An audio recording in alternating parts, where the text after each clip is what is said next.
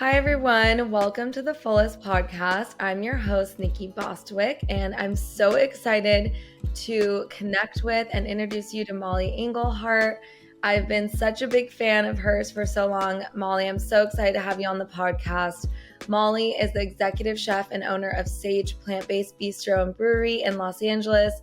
She's the owner and operator of 2 regenerative farms, Sow a Heart in Ventura County and Sowing Sovereignty Ranch in Hill Country, Texas. And her mission is to bring healthy food from healthy soil to her communities.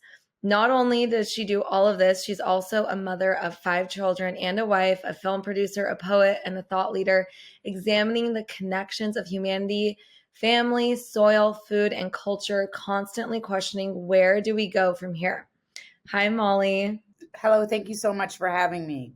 I'm so excited Sarah connected us because I just love your family so much, and your dad and Terrace means so much to me. I've spent an extensive amount of time with them and connected with Ryland and Sarah and even Carrie and Amber.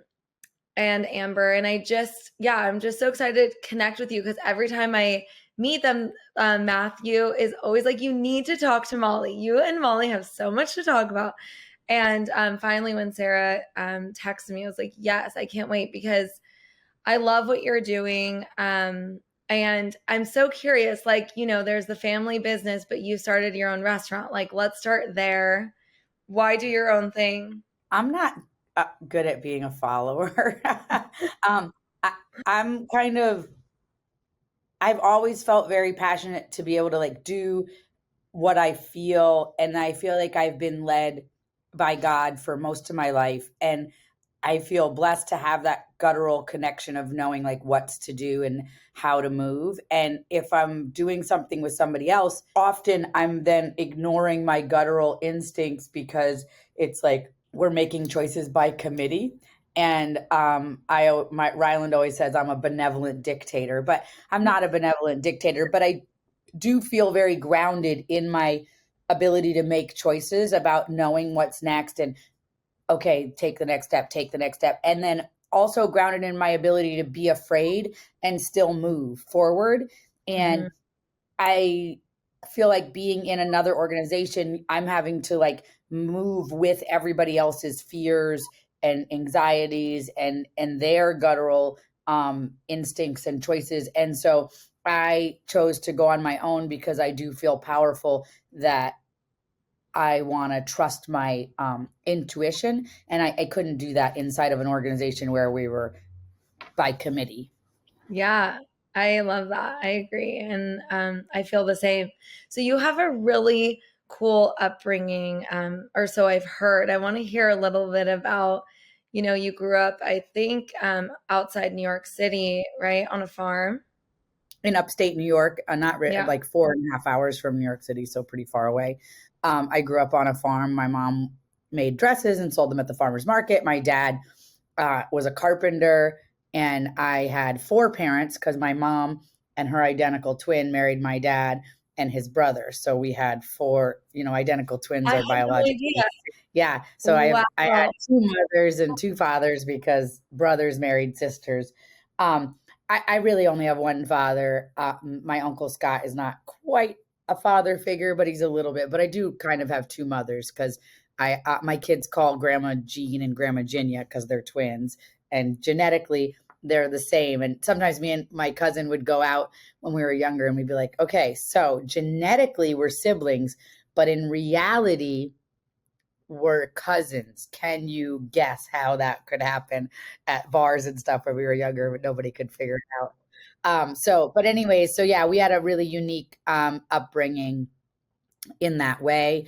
And we grew up on a farm, and I thank God for that. I thank God for the ability. I think my parents for that as well, to grow up in the dirt, in the soil, in nature, picking apples off the tree, picking berries off the ground, that I got to feed the microbiome of my immune system from a young age. Yeah. So you grew up obviously in such a beautiful setting, and I'm curious, how long were you on the farm?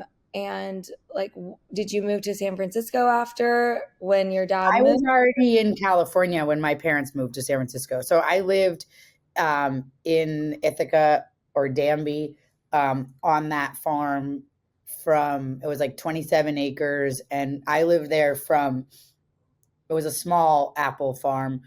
And then my parents put their clothing company on it. And then the barn became the factory for my mom's clothing line. But I was there from 5 years old until, I went to college when I was 17 to CalArts. Wow. And so I was already had moved to California I was the first one to move to California. What was it like leaving that setting and going to college? I'm curious, like, are you going to send your kids to college? If they, Hell no. I mean, if they want to go to college, I mean, I guess, but I don't know that I want to pay for it. It was a gross misuse of resources. yeah, Unless you want to be a doctor or a lawyer, I think that trade schools are probably good. Like, I would love my kids to learn like this is what I wish I had learned: diesel mechanics, plumbing, electrical, construction. I mean, I think that those are the things that are like mechanics. These trade type of things are going to be valuable no matter what the world looks like. And sure, like if you're a lawyer, like AI is going to be able to write your contracts here in the next week. I But know. everybody thought it was the blue collar jobs that were going to go away to AI right away. But I don't think so. I mean, eventually probably, but right now when I'm looking, okay, if there's a COVID or there's a explosion, there's a war, there's a whatever, people are going to shit, shower, and shave. They're going to need to drive their cars. Like they're going to need their lights to turn on. So I think electrician, I think these are the things I wish I had learned. Like I went to film school, like great. Yeah. Okay. So I want and growing food, I want my kids to know how to do things. And they already do. They know how to save seeds. They know how to make clones. They know how to milk a cow. They know how to milk a goat. Did you know all that before? Like, did you do that on your farm?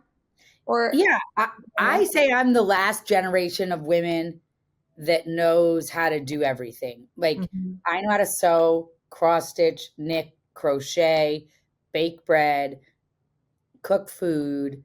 I mean, it's literally an atrocity how little we know. yeah. I mean, you see these people, these man on the street interviews, and I'm just like this, like, are we really like, this is what, but it's like people don't need to know anything because they all walk around with something in their pocket that knows everything. So why know? Who cares? I can Google it's like, what is the capital of the United States? People are like, the United States. Yeah. Like, No. so I'm the last generation, I'm 45, that knows how to do sewing and crocheting and cooking and gardening and all these things. And I want my kids to know those things. I want those things to be valuable in our lives because I don't think there is anything more valuable than being able to grow food. Sure, you can do some stuff, make a bunch of reels on TikTok and get paid and buy food, but if there's a solar flare and there's no more internet, like, well, then what are you going to do? I mean, how many people would just die? Like right now, if we just turn the power off in Los Angeles, turn the power off, how many people would die within a short period of time? Yeah, everyone basically, unless they're living on a Heart farm. I mean, if all ATMs were turned off, the whole power grid was turned off. I mean, we are so apathetic as a society. I can't believe it. But anyway, so yes, I grew up knowing how to do those things, and I'm hoping that my kids will grow up to know how to do those things as well. At what point? So you then you finish school. Do you start Sage right away? Oh, no. I was in the hip hop industry for several years, and then I went through I've been through the crash of many industries. I was in the crash of the music industry, and then I was a poet I was on HBO Def Poetry and all of that. So I had a hip hop recording studio. I worked in Urban A&R as an assistant, and then I had a recording studio, and then the music industry imploded with the downloading of music, and Pro Tools and all these things that made it very different and changed the industry. And then I was a traveling poet, traveled around the world doing poetry. Then I was a marijuana grower. Then I went through the implosion of the great 2008 implosion of the pot industry, where everybody was losing their homes. So they were all trying to grow pot to save their homes, and they just destroyed the price point. And then all the big corporations got into growing marijuana, and it really ruined the game there. And then so I went through the crash of the music industry, the crash of the marijuana industry, and then my brother-in-law from my first marriage went to prison, and I was like, I'm not going to prison. So I was like, started an ice cream shop, and then Kind Cream, Kind Cream, my favorite.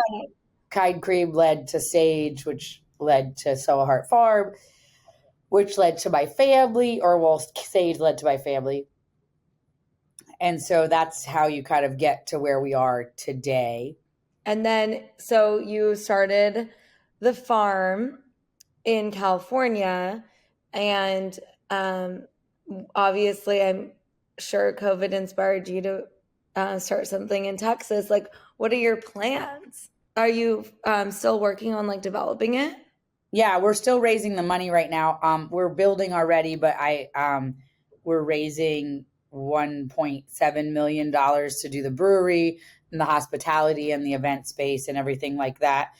And I jokingly say that it's like the best, it's the best plan B investment for people when I'm talking to people that are in this like-minded. I wouldn't say this to someone who's not like thinking about it, but lots of people want to have a farm and a plan B and all this stuff, but they don't necessarily have the resources, the energy, the time to do that right now. And so they might have a job that binds them to a city or whatever. Well, this is a doubly risk management investment because it's a multi-revenue stream investment. You've got the hospitality, you have the restaurant, you have the brewery, you have like retreats, you have, short-term stays, long-term stays, corporate retreats, weddings, all these different revenue streams. But also, what is a space with power sovereignty, water sovereignty, food sovereignty, and many places? If we have 30 tiny houses and then a bunch of other additional places for people to stay, that's a compound where, many families could survive. So I always joke with people like, okay, you might not have the resources or the time to do this right now, but wouldn't you like to invest in a business that's going to pay you now? And if stuff falls apart, we're going to have the ability to distill medicine. We're going to have all these things that are part of an awesome business plan right now are also a pretty good plan B situation. And so I think it's an epic investment. God. What? I didn't even think about like distilling medicine. Right, because we're going to have the brewery and the distilling and then fermenting, and fermenting is super important. So we're going to have the kombucha making and the vinegar making, like all these things that we're setting up, and then having chickens and cows and sheep and fruit. We planted 1,500 fruit trees and we have 10 greenhouses set up. Like all of this on one hand is a business for right now. And on the other hand, if the energy of the world changes and we have to divide into kind of two different communities, those that are down with the program and those that are not, it's also an awesome compound to stand our ground. I love that. Wow, that's so true. I love the idea of sharing a plan B for people because the reality is most people, not only are they tied down, but they don't necessarily want to take the next step unless they have to, like you're saying. And so, I actually get frustrated because people reach out to me on Instagram and on, different places. And they always say, well, where I'm going to show up. And I'm like, better not show up unless you're going to put resources in right now to make it happen. Like everybody's like, oh, well, when the shit hits the fan, I know where to come for the food. Like, please believe I have many guns and I will be protecting my food. Either you're preparing with me and we're making a plan together, or please don't show up. Yeah, because there's not going to be enough for you because you didn't invest in the opportunity when it was necessary. You're taking all the risk right now. I am. And that's why I think this is actually an awesome thing, because I think it's a solid business plan. I think the Destination Brewery is doing really well. Events and everything in Hill Country is doing awesome. Texas did not have any economic downturn because they didn't choose to implement crazy policies that were not in the favor of the small business. And when we say like small business, we're also saying the family. We're saying the independent thinker. We're saying the entrepreneur. And those people are no longer at the legislative table in California. I mean, look at me. I'm a vegan chef, organic farmer, mother. If you look me up in the dictionary, I should be like what California wants. Yeah. But I'm not. Are there any opportunities for grants for what you're doing? There's some probably, but it's so much work to like even try. And I mean, I've gotten some grants in the past. It's just, I want to move away from depending on the government. I want to move away from that model. I want resilience. I want resilience in our community. I want to build resilient community. That's what I'm committed to. That's so beautiful. So right now, are you always going to keep Sew a Heart? No, Sew a Heart's for sale. Wow. You're going to move? Are you moving? Oh my gosh, you're fully moving and you're going to be in it while you're building it and all that. Yeah. Wow. That's awesome. Because me and my husband are putting all of our resources into it too. Like we're investing heavily as well. And we can't, it's just economically a lot to maintain these two things. And our restaurants our restaurants got hit very, very hard by, I want to make the distinction. People say, oh, well, COVID. Well, no, it was not COVID that hurt my restaurants. COVID has no power to hurt a restaurant. It's like that's not a thing. It was the policies implemented by fear that hurt the restaurant. And I think it is an important distinction to make, because when we say COVID did this, then there's nobody that's at fault. Nobody's responsible, nobody to be held accountable. But there was people that need to be held accountable that shamed, belittled, badgered, and forced these policies that really impacted small businesses, small brick and mortar businesses in California.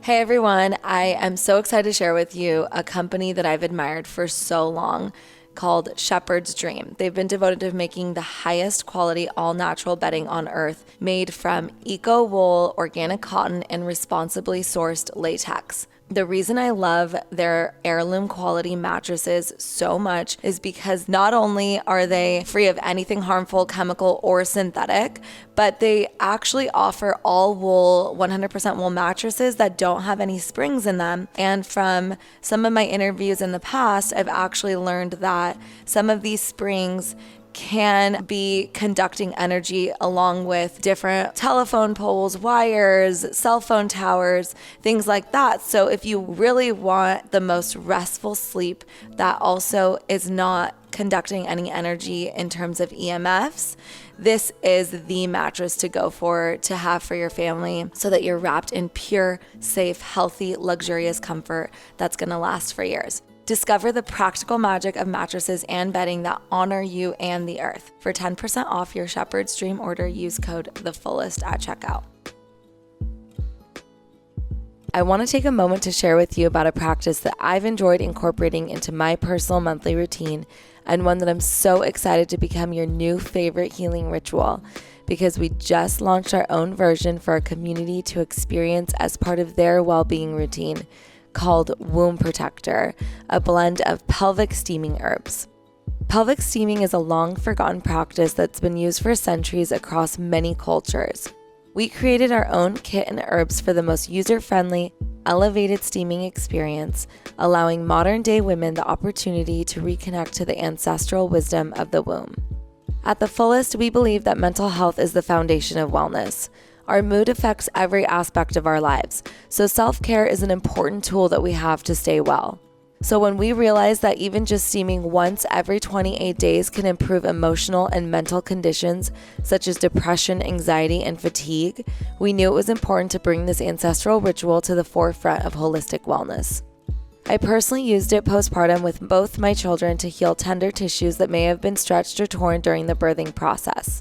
Steaming consecutively over the first week after giving birth can help speed up recovery and support the mother in reconnecting with her body. Our Womb Protector blend of pelvic steaming herbs is formulated specifically for gentle monthly support and also aids in conception, fertility, postpartum healing, and even preventing recurring UTIs and infections. Use code TheFullestPodcast at checkout for 15% off our product line and experience the beauty of tapping into your intuition and starting your own pelvic steaming journey. Are you going to, you're bringing the Sage concept in a way because of the brewery and stuff to Hill Country, but you're not going to necessarily bring Sage. You're selling Sage too? I'm not selling Sage. We're shifting part of the concept to be more of like the Culver City location. We made it into a cloud kitchen, and we're doing the same with the Agora Hills location because we just can't maintain these 4,000 or 5,000 square foot restaurants in this current day and age. Cloud kitchens are such a smart business idea. I know, but they suck as community, no connection, employing less people. As a business, yes. But this is all the ways that we are trading resilience for convenience. And I always talk about this. Like, we have to start looking at the true cost of stuff and not trading our resilience for convenience. What about your kids? Like, how old are they? So I adopted a son from Guatemala. That's Osmar. He's 21. Wow. And then I have an 8-year-old, and I have a 6-year-old and a 3-year-old and a 4-month-old. Oh my gosh, I had no idea you just had a baby. How? Have a baby. I'm breastfeeding. My husband's holding the baby right now, so we can do this. But yeah. Oh, that's so sweet. Congratulations. Wow. So you have 5 and as young as 4 months old. And when are you guys planning on moving over to Hill Country full time? The end of this year or early next year. My husband promised by Christmas we would be there, but I don't know. We'll see. Wow. And how can to Texas? So I was like, I guess we're having Christmas in Texas. How can our community support your efforts in building, what you are in Hill Country? And is it some people might listen to this and maybe they're interested in investing. Other people might want to come visit. But there's plenty of ways to, if you're in LA, you could support by buying the CSA boxes or eating at Sage. Both of those things are supporting our efforts. And then we're doing 2 big events around the eclipse in Texas. So we are in the path of totality of 2 eclipses. So the eclipse going this way and the eclipse going this way. So October and then April. So we're having, it's going to be like Alex Zek and Kelly Brogan and all these different, Ivory, the woman who quit on the air from Fox, and like all these different people are going to speak. And then we're going to have kirtan. We're going to have like fire sing-alongs. We're going to have, all different things. We're going to have raw milk right out of the cow, coffee morning. We're going to, all different fun things on the farm. So that's going to be, it's called Confluence, and it's on the Sovereignty Ranch website. It's also on my Instagram, and you can use Engelhart10 to get a discount if you want to get tickets. So it's going to be glamping. There's glamping, regenerative food. It's going to be Force of Nature, Oatman's Flat, Soa Heart, wow, Ranch, and Zanzenberg Farm. So all the food is going to be from regenerative farms, 3 days, camping, eclipse, a bunch of health freedom and crypto and different kind of speakers. And the tickets are $400 plus camping options, or you can stay at a hotel and just drive in for the day. And then there's going to be food options you can purchase. And we're going to have 3 meals a day, all regenerative. But wow. Curated by me and my husband. Wait, is this, it's kid friendly? Yes, there's kid tickets, and there's going to be kid programming. We're going to do some seed saving for the kids. We're going to do some playing, like going down to the river and playing. And there's going to be different things. We're going to have a trampoline with a sprinkler for the kids and different kids activities. And we hired 2 people but you can't just like abandon your kids and let them like it has to, but there's going to be kid programming as well. And we're going to have a kid area that's going to have a bunch of arts and crafts so that, they can come and do stuff. And there's going to be 2 people overseeing that. That makes sense. So bring a parent to help you, bring a nanny, bring someone, watch the kids. And there's going to be some things where you can leave them, but we're not providing daycare for 8 hours or anything. Yeah, no. There is programming for the kids. And I was joking, like my nanny's going to just be there with like 25 kids. I told her, everybody's just going to leave their kids with you. And she was like, I know. I was just thinking my nanny would be into this. So what time, not what time, when is it? It's in October, you said? October 13th through the 16th. That is crazy. I'm already planning. I literally was just going to plan a trip to Hill Country in October because I'm supposed to go see Vander Kimberly, I think. So I just talked to her. I was trying to get her to come and speak at the event, but they're doing a bunch of stuff that weekend. It's a birthday party for one of her kids and all this stuff. So she said, well, why don't I participate in April, but not so. So fun. So we'll come and we'd love to participate and share all about it. And that's a great opportunity for people to come visit and see what you are creating there. How exciting. It is really exciting. And then if people want to invest, there's a form on the website for both Sovereignty Ranch and Soahart that we can send you the financials and the deck. And it's an equity investment, but the equity partners get paid back first. So it's kind of a combination of equity and debt, how we pay back. And that is available as well if people want to participate in that way. But we're trying to close that by the end of August, mid-September. So I'm not sure when this airs, but just for people to know that. I think we'll air it soon so people can know about the event that you have. And Soahart, you have a form, but that's for someone who wants to buy it, right? No, it's the same. That's the form. Soahart, if someone does want to buy Soahart, they can reach out to me and I'll send them the flyer. But no, the form on Soahart is also for this. It goes to the Sovereignty Ranch deck. Okay, cool. Oh my gosh. I've personally been to Soahart. I went for Rumi's birthday. Oh, excellent. I think it was a year. It had to have been last year. I don't remember. I was like, did I have my little one there? But yeah, it wasn't the one he just had. It was the year before. And I had so much fun there. And your little farm stand and all the yummy things that we got from there, from juices. And I don't even remember all sorts of things that we had on the road. And I just love it so much. And I think it's just like so interesting because I was so sad when Matthew and Teresi sold Beulah Farm. I would spend so much time there, but you guys have created, this is like what's so cool because Ryland was saying this too. You've created something out of nothing and now someone else can enjoy and reap the benefits and the abundance that you've created, which is so, so awesome. Yes. And all of our ancestors at some point made a decision, or in some cases did not make a decision, were forced, but made a journey for a better life for their future generations, for their kids. And my father and myself have decided that we feel like it's really important that we journey away from California right now. And I mean, my husband not that long ago made a journey for a better life, and he is the generation that made that journey, and he's now doing it again. And I don't see how I can raise my children in California and feel comfortable and safe. I like what you were saying too. I dream of having a place where I don't ever have to go to the hospital because I have people on the property that know how to do everything, so even if there's like a broken leg, someone can do it on the land. I love, that's what I do love about Soahart. If someone buys it, like my chiropractor lives next door, there's an osteopath that lives behind. So it is really beautiful to have that. And I hope that we build that in Texas as well. And I found an awesome pediatrician for my kids in Texas. And I just feel I'm more aligned with a lot of the things that are happening as far as that goes.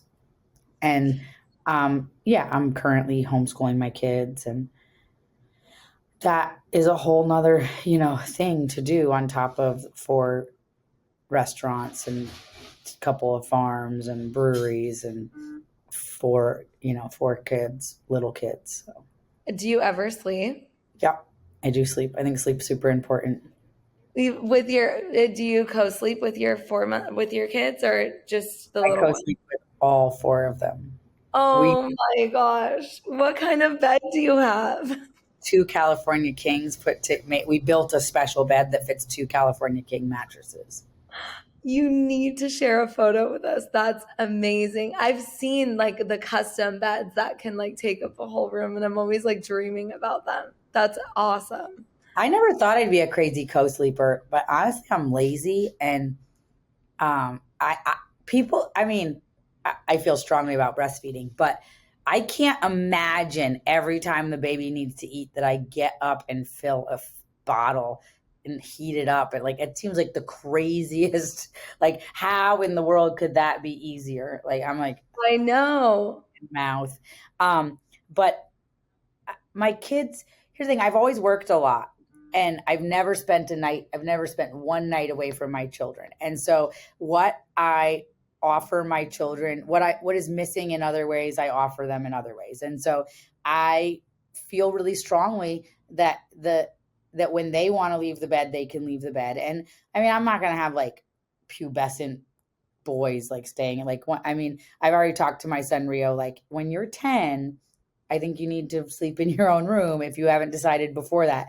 And we've done some test runs and they've gone in the other room and stuff. But I feel like they can count on that I'm going to be there every night, even if I work late or I leave early in the morning or whatever. They know that I'm going to be there and they're going to get to sleep there. So I feel like co-sleeping creates secured people and I was looking at this Instagram thing the other day and the woman was saying like what she does before a kid goes to bed. And then she's a psychologist and she was saying, because kids have anxiety about being away from you for 8 to 12 hours. And then I was thinking, well, why, if we know it causes anxiety, I don't understand. I know. Why are we doing it? And there isn't a culture where, I mean, my husband's Indigenous and he didn't sleep in the same bed as his parents, but there was 8 kids and they all slept on the floor basically together and his parents slept in a hammock, but there was 8 of them all cuddled together. Right. And so I think this idea, like would we imagine people would put their kids in a separate teepee over there? Or do we like, under what circumstances would kids be sleeping by themselves in a separate room with the door closed in any kind of Indigenous culture or any kind of like way where we were living with nature? It's a strange thing. And so I want my kids to sleep where they want to sleep, when they want to sleep there, but I'm not pushing them out of the bed by any means. Are you going to homeschool them in Texas too? My one daughter really wants to go to school, so we'll see. I would like to homeschool them. I mean, your kids are being indoctrinated all the time. You might as well be the one indoctrinating them. That's how I feel. Like, it's like, it doesn't matter if I'm going to go to a state that allows, medical freedom. I still want them to be, I don't want them to be anything like anyone else. Basically, that's like my whole thing. I mean, they can be who they want to be, but I really just don't want the, government and the education. I mean, even I'll be totally honest. Like I have a homeschool teacher that I hire for doing the reading and writing portion. Yeah. 3 or 4 days a week. And we have different views on God and we both are very faithful. But I noticed that my kids have a lot of her views coming in, and that's okay. Like, I actually think different views on God is important and I think it's okay. But at first I was like, yeah. I remember being a little taken back. And so, you have whoever is with your kids is going to be indoctrinating them. That is 100%. And so you just want to be really mindful of that. And it's all indoctrination and they're all, you know what I mean? Like people who say like, oh, I'm not indoctrinating my kid. They're just, it's like, we all are.